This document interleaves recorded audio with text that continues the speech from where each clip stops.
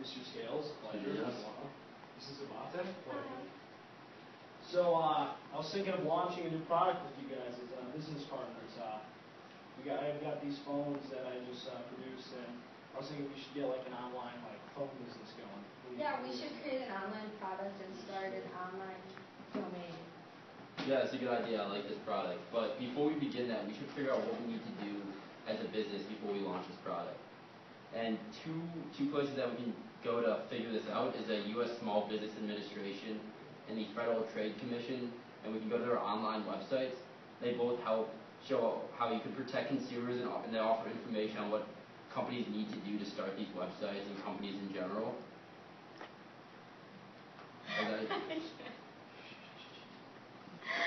That's good up until that point.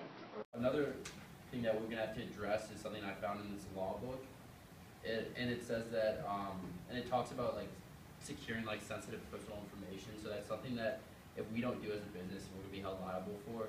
So we're going to want to use some antivirus, anti-fraud, security measures to prevent this, and we can use this through different security companies and things like that.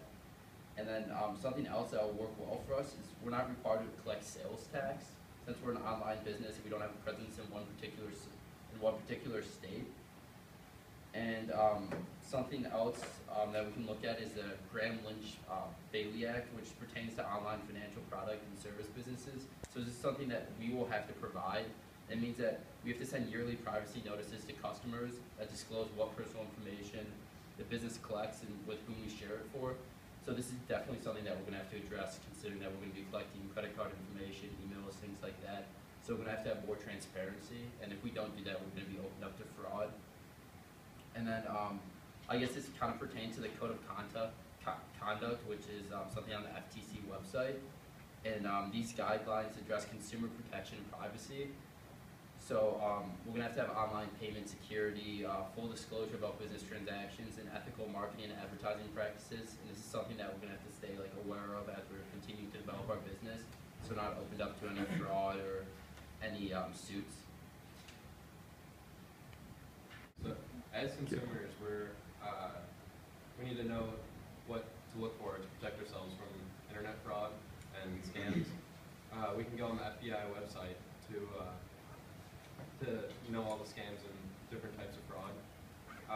Different types of fraud, there's internet auction fraud, non-delivery of merchandise. So if we were to buy this phone that we're interested in, and they don't deliver it, that's the non-delivery of merchandise fraud.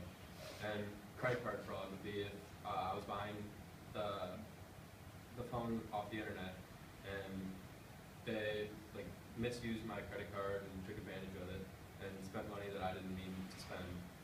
And business fraud would be if I signed a contract with your company and then went to, let's say, Verizon and signed a contract with them. That's a violation of business fraud. All right, go. So if someone calls us a telemarketer trying to sell us a phone, one of these phones, we need to look for fraud in the telemarketers, product. Fraudulent selling conducted over the phone most often targets the poor and elderly, so we don't really have a problem with that, but we should still look into that and make sure we don't fall for telemarketing fraud.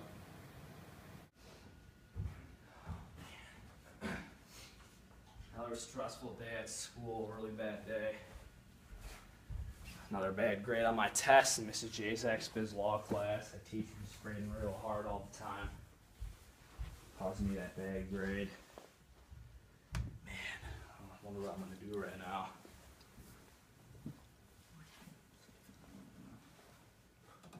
I got a little idea. Get a little quickie in.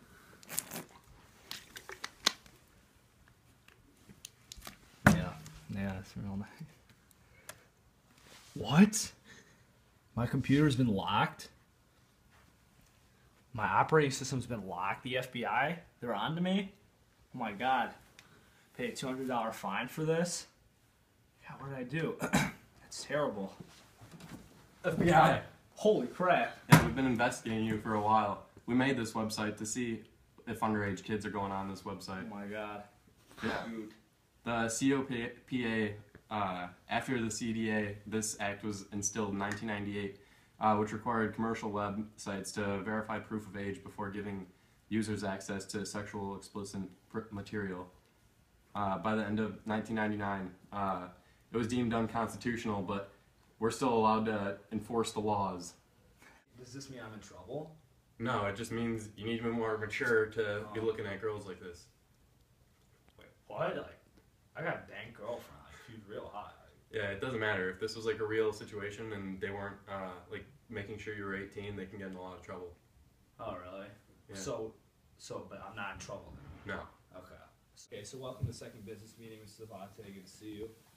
I guess Scales couldn't make it today. He has trouble with his GF, Sarah Watkins, Blondie, Yeah. Yeah, 6 months or whatever you were saying earlier, but yeah, let's carry on without him. So we should probably talk about like regulations our business should follow in order to, succeed and do well in the marketplace. So what'd you find? So I did some research on online internet fraud. Identity theft is a very common form of fraud and is something online consumers need to be aware of. E-commerce requires you to put your personal information on the web, and without proper protection, it can be used by criminals. Internet auction fraud is a way to lure consumers into overpaying without receiving the product. This is usually done through misleading ads, fraudulent websites, and sometimes through legitimate auctions. Non-delivery of merchandise fraud is when scammers offer losing bidders of legitimate auctions the opportunity to buy the item at a reduced price. But once the wire transfer is made, the delivery is not blocked. Okay, so we should probably. Online business, are there any more rules and regulations that we need to follow and be aware of? Yeah, I spent like the past 2 weeks looking at all this, but it's the Digital Millennium Copyright Act. It limits internet services and websites from copyright infringement liability from simply transmitting information over the internet. It's illegal to circumvent anti-privacy measures built into commercial software. The Children's Online Privacy Protection Act created new regulations that makes it illegal to knowingly collect personal information from children under the age of 13 without the permission of their parents. If you don't have the physical presence in a particular state, you are not required to collect sales taxes. Okay, so we've talked about like fraudulent things that could get us in trouble, like government reference tools, and then like the laws that we need to follow. But how about the laws that and regulations that protect the consumers that want our product? Yeah, there's the canceling online contracts like law. You can cancel an online contract until up until 7 working days from the day after you received your goods or your product. This will not apply to all contracts made online, only like some of them. Returning projects bought online.